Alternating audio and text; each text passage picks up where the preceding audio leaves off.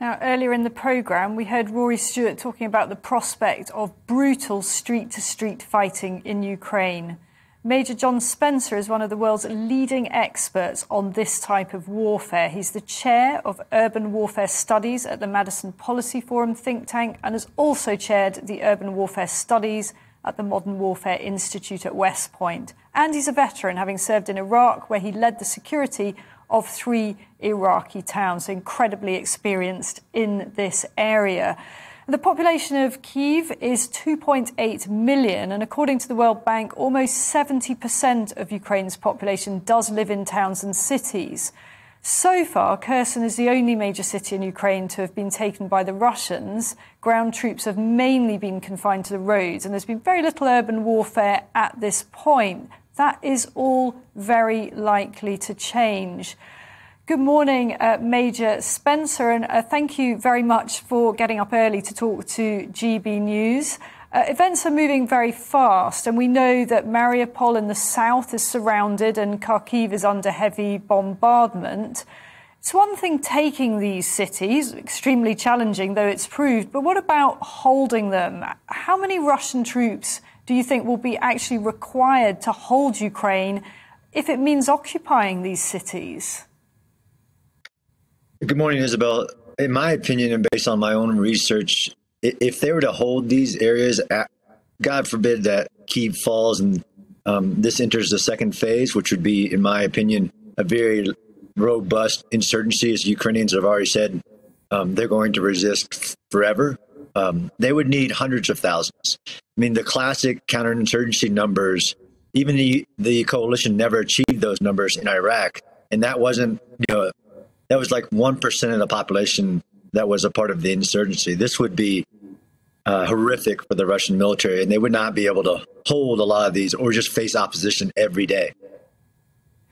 I mean, I'm not going to say it's easy for those in Ukraine to say that they're going to stay and fight. Of course, it's a terrifying situation for them. But once we start seeing heavier bombardment, do you think that determination on the part of the population to fight back will dissipate? Or do you think that there's something unique going on here that we haven't seen in any recent conflict? No, I think that overall feeling is valid. I did not think, to be honest, that the reason that the Russian plan, they attempted like an Operation Iraqi Freedom 1, shock and all, rapid seizure of urban areas failed was the resistance. Now, yes, unfortunately, the Russians fear urban warfare. They're not going to send troops in until after they've bombed everything. For a lot more than they already have. And it's already horrific scenes of civilian infrastructure. And that will break people. I don't think it'll break them all, though. And it is, I had to go pretty back in history, pretty far back, where this many people will resist after continued military power like this. That's very interesting what you say, that the Russian troops fear urban warfare. Is that because of a lack of experience in it? I mean, they have, of course, had extensive experience in Syria, but perhaps not a parallel. No. So, yeah, all soldiers, to be honest, even my time, I jumped in an invasion of Iraq, and I went back in 2008 for the Battle of Sadr City in Baghdad. All soldiers fear urban combat. It is the hardest place ever to ask a soldier to fight in. And there could be a sniper in any window, the ambushes, you can't deploy your forces. I mean, it's called the Great Equalizer because it really neutralizes all their capabilities. And I don't think the Russians have they definitely don't have experience in this type of urban warfare, even in Syria.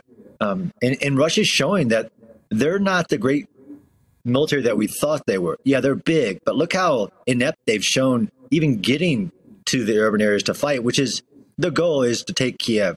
If Kiev can hold, Ukraine lives. And you've described turning cities into porcupines. What does that mean? And what are we likely to see Ukrainians doing? I was very interested by that expression, which I hadn't heard before. Yeah, sure. There's lots of historical examples where just a few fighters dug deep into urban terrain have resisted great military power. I mean, just look at the Battle of Mosul in 2016. I mean, the ISIS fighters were like 5,000, maximum 12,000 untrained terrorists. And it took over 100,000 Iraqi security forces, backed by the most powerful coalition air power in the world, 9 months to get them out. So turning a city into a porcupine means turning every street into a barricaded path, which is historic, to make it so hard for any military to come in any road. That's what they do. They want to penetrate deep into Kiev and raise their flag. They don't have to clear it all. But I think they should be barricading, preparing which buildings to fight from.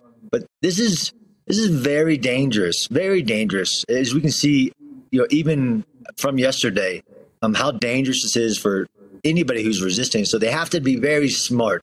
Seek the underground, seek basements, and wait and continue to resist. And what is your take on what is going on with that Russian convoy in the north? Are they stuck in the mud? Are they basically bogged down for some reason, or is this a strategic pause? Yeah, so there's multiple reasons, and only they know the exact reason. But we know from the UK and the US intelligence updates that they're running out of gas. They've run out of gas. They've had vehicle breakdowns. They're forced to that road because the mud is not an option. They can't come off that road. So if you have a bunch of breakdowns and when you're in a file like that, then that's going to cause you to bog down. And they may be having problems logistically getting to them. I mean, we have a saying within the military that amateurs talk tactics, professionals talk logistics. They have to be able to supply that force, but they need that convoy to take Kiev, to surround it, to penetrate it. That's all what they need. But I mean, it's a dangerous thing, but I'm glad it's stalled. Every hour, every day, they give the Ukrainians time to prepare, to resist, especially in the urban areas, is great for us. Thank you. Now, we're a little bit tight on time now, but I think a lot of people are wondering why we've not yet seen the full scale of Russian air superiority. Why has there been a kind of lag in that happening, and when do you think that will kick off? Yeah, because from day one, they failed to achieve air supremacy and air superiority, different terms, to own the sky.